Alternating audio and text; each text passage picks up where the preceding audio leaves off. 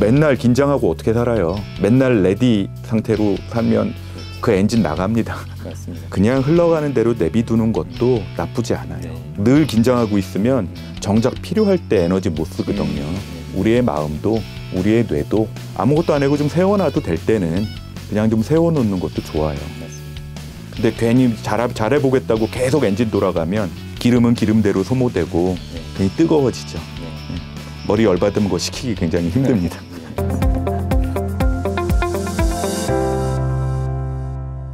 안녕하십니까. 여러분의 심리멘토 박센입니다. 오늘은 제 옆에 귀한 손님을 모셨습니다. 나온 지 얼마 안 되는 책인데 무조건 당신 편이라는 책의 저자이신 정신과 전문의 한창수 교수님을 모셨습니다. 저희 구독자들한테 간략히 좀 소개를 부탁드리겠습니다. 안녕하십니까. 저는 정신과 의사 한창수라고 합니다. 고려대학교 병원에서 일을 하고 있고요. 연구도 하고 진료도 하고 또 강의도 하고 그러면서 틈틈이 이제 주말에 취미 삼아 글도 쓰는 정신과 의사입니다. 지금은 여러분들이 TV에서 보시는 얘기들 중에 뭐 얼마를 열심히 달리고 나면 우울증이 좋아지더라, 또는 노인분들은 행복하려면 자식들과 아들을 자주 봐야 행복하더라 라는 뉴스들이 가끔 나오잖아요. 그 연구들 중에 일부가 제가 한 연구들입니다. 박센희 대표님이 불러주셔서 이 자리에 나오게 되어서 대단히 반갑습니다. 지금 주된 업무로 하시는 게 약 처방보다도 상담 치료를 더 주로 하시는 느낌을 제가 책을 보면서 받았거든요. 정신과 의사라는 게 심리 상담가들과 조금 다른 점은 상담을 하면서 필요할 때는 약도 처방을 한다는 거거든요. 약 처방을 이제 조금 더 메인으로 하시는 분도 계시고 상담만 하시는 분도 계세요. 저 같은 경우는 필요할 때는 약 처방을 하고 그분들하고 세상 사는 얘기들을 하면서 그분한테 맞는 이야기들을 함께 나누는데 좀 더 시간을 많이 보내고 있습니다. 그래서 굉장히 따뜻한 정신과 선생님 같으세요. 그리 따뜻하진 않아요. 조금 더 현실적이고 좀 듣는 분들, 말씀 나누는 분들이 조금 더 편안하게 본인 얘기를 하고 본인 생각을 하고 왜 감정적으로 이렇게 정리가 잘 안 될 때 저를 만나러 오시거든요. 그래서 그런 감정들을 정리하고 기억에 좋은 감정들이 묻어 있으면 그걸 뭐라 그러죠? 기억에 좋은 감정이 묻어 있다. 추억이라 그러죠. 근데 기억에 나쁜 감정이 묻어 있으면 아픈 감정. 그러면 이제 고통, 분노, 트라우마. 그런 것들에서 옛날 얘기들도 하고 지금 살아가는 얘기들도 하고 그 기억 속에서 그 아픈 감정들을 이렇게 털어내는 일들을 주로 하고 있어요. 급성 증상이 있어서 정말 아무것도 안 보일 때가 있거든요. 생각 자체도 정리가 안 되고 깜깜한 어둠 속에만 있는 것 같은 시기에 좀 더 쉽게 벗어나는 데 도움을 주는 역할을 하는 게 바로 약이기 때문에 필요하다면 항우울제나 안정제 같은 거를 처방을 하기도 합니다. 근데 그럼에도 불구하고 암이나 감염증 같은 경우는 약으로 100% 치료를 해주잖아요. 사람의 마음이라는 건 약으로 100%를 할 수가 없어요.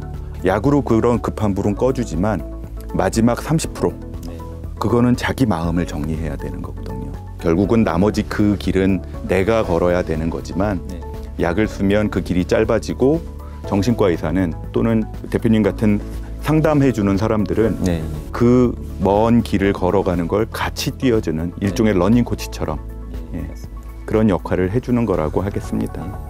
제가 책에서 봤을 때 가족 때문에 힘든 사람들 내담자 얘기들이 많이 나오더라고요.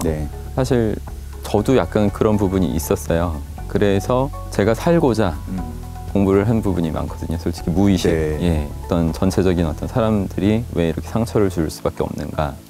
그 무의식에서 답을 찾으려고 노력을 해서 저도 뭐 업으로까지 이렇게 남을 돕는 쪽으로 되긴 했는데 개인적으로 그냥 궁금했던 거는 교수님도 어떤 정신적인 힘든 그런 거를 겪어서 정신과 의사가 되기로 결심하신 건지 아니면 정말 인간에 대한 궁금한 어떤 그냥 자연스러운 그런 부분으로 정신과 의사가 되신 건지도. 처음에 정신과 지원할 때 주인 교수님께서 너는 정신과를 왜 하려고 그러냐. 이건 저희 정신과 의사를 택하는 사람들한테 굉장히 중요한 질문이거든요. 근데 저는 그때 대답했던 게 사람들이 왜 우울해지면 몸이 아프고 왜 우울하면 건망증이 생기고 이게 궁금해서요 라고 말씀을 드렸더니 너 그것만은 아닐 거야. 다른 이유가 있나 한번 알아봐 라고 생각을 해서 그런 답을 10년 넘게 생각을 네. 했었어요. 근데 그러다가 깨달은 게 제가 중학교 때까지는 제가 신부님을 되려고 그랬었어요. 사람들하고 얘기하고 좋은 얘기하는 게 좋아서. 근데 중3이 되고 나니까 신부님들이 결혼을 안 하더라고요. 네. 그래서 이건 내가 하면 안 되겠구나. 그래서 그 직업은 안 하는 걸로 하고 이제 그런 기운이 남아 있어서 정신과 의사를 했는데 나중에 정신과 의사를 하면서 저도 이제 셀프 컨트롤하고 자기 훈련을 할 거 아닙니까? 그러면서 생각을 해보니까 초등학교 때 이제 아주 평범한 학생이었어요. 공부도 이렇게 잘 못하고 친구들은 많았지만 저는 주로 집에서 이제 책 보고 만화책 보고 이렇고 살던 사람이었는데 제가 뭘 잘해도 우리 어머니가 저한테 야, 너 정말 잘했다 이런 얘기를 나이 먹도록 별로 해주신 적이 없더라고요. 인정을 잘 안 하셨다. 네, 흔히들 큰아들은 엄마들이 되게 이뻐해주고 둘째 아들은 그냥 알아서 큰다 그러잖아요. 제가 그 둘째 아들인데 저희 형한테 늘 그랬어요. 어릴 적에 너는 나중에 공부 잘해서 의대 가라, 의사해라.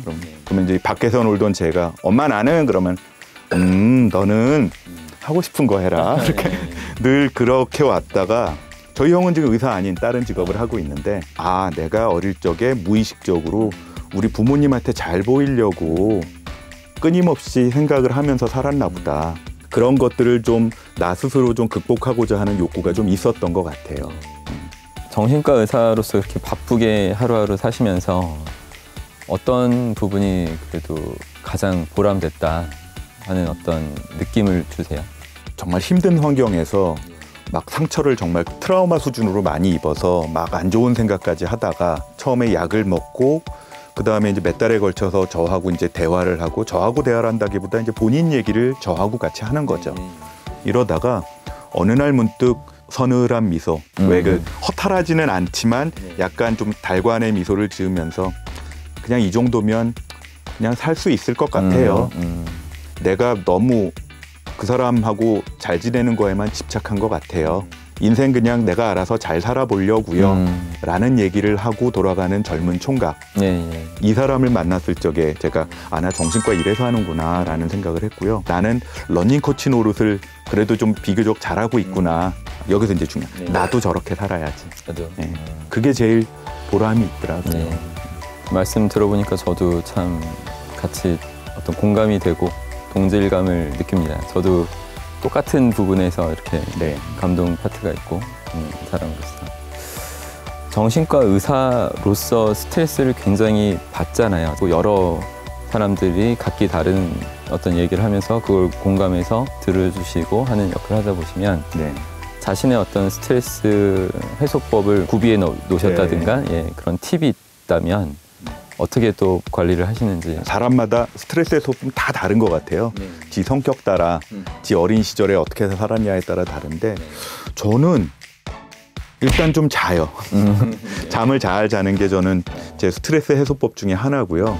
제가 주말이면 저하고 일심동체로 지내는 저희 집에 쇼파라고 부르는 물건이 있는데 여기에서 이제 제가 좋아하는 책들이 몇 권 있습니다. 그 책 이렇게 몇 번 이렇게 도돌이표 찍어가면서 다시 한번 읽어보고 말 그대로 마음을 좀 쉬는 거죠. 그리고 유튜브나 이런 데서도 또 좋은 영상들이 많으니까 그런 것도 좀 보면서 제 마음을 다스립니다. 충전을 하시는. 저한테 오시는 분들한테 얘기할 때도 급한 불 끄고 나면 이제는 몸 컨디션과 더불어서 마음 컨디션도 조절해보자. 근데 어떤 사람은 명상 같은 걸 하면서 해결하는 사람도 있고 목욕탕 다니면서 사우나 하면서 푸는 사람도 있더라. 자, 다음에 오실 때까지는 내가 어떤 거 할 때 제일 마음이 편안해지더라라는 거를 한번 확인해보고 다음번에는 그 얘기 한번 해봅시다라는 얘기를 해요. 제가 또 책을 좋아하는 사람으로서 교수님이 뭐 자주 반복적으로 소파에서 보시는 그 책 한 권만이라도 공유를 해주셨으면 감사하겠습니다.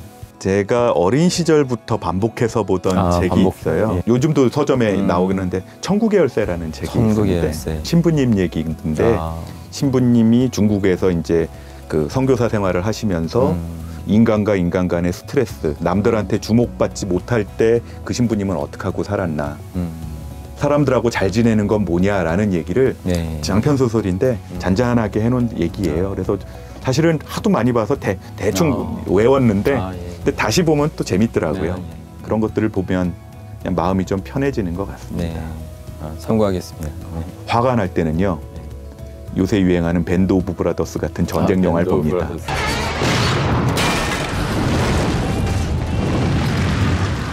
그러면 좀 마음이 좀 캄다운해져요. 세상을 투영해서 이렇게 보시는. 글쎄 뭐 무의식적으로 무의식적으로. 아마 누군가를 총 쏴 죽이고 있거나 그럴 수도 있죠. 참. 마지막으로 뭐 정신 건강을 위해서는 뭐 이것만큼은 뭐 하라, 이것만큼은 꼭 생각을 해라, 이런 지침 뭐 내지 팁 뭐 말씀해 주실 것이 있나요? 네, 본인이 지금 하고 계시는 일들을 다 잘해야 되잖아요. 근데 꼭 100% 완벽하게 하려고 애쓰지 않아도 남들 보기엔 100%인 경우가 많더라. 열심히는 하되 본인이 정한 기준에 안 맞는다고 괴로워하진 말자. 이게 제가 꼭 전하고 싶은 말이고요. 두 번째는 쉬는 시간 좀 꼭 정해서 쉬어라. 쉬는 시간을 정해놔야 남은 시간에 일을 합니다. 공부를 하거나. 그래서 쉬는 시간을 정해놓고 살자. 얘기들을 하고 싶어요. 너무 중요한 말씀들, 귀한 말씀들을 많이 해주고 계십니다. 이거 하나하나 다 새겨 들어주시고 반복해서 생각해 주신다면 굉장히 마음의 불안한 상태, 어떤 심적으로 힘든 이 부분들이 많이 해소될 것이라 믿습니다.